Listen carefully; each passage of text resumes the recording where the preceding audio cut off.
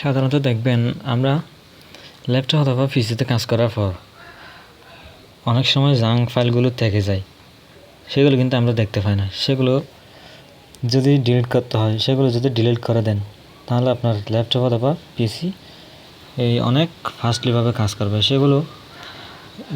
সেগুলো যাতে ডিলিট করার জন্য আগে প্রথমে উইন্ডো বাটন আর দিবেন +R, তারপর এই যে এখানে চলে আসছে, এখানে লিখে দিবেন ক্লিন MGR। এই যে দেখেন ক্লিন MGR, দেখেন ক্লিন MGR লিখে ওকে দিবেন। ওকেতে সার্চ করে দিবেন। সার্চ করে দেওয়ার পর দেখেন এদিকে চলে আসছে। এখানে দেখেন কোনটাতে বেশি ফাইল জমা হয়েছে। এই যে দেখেন ওই রিসাইকেল বিন, এটাতে ক্লিক করে দিবেন। এটাতে ক্লিক করার পর ওকে বাটনে ক্লিক করে দিবেন।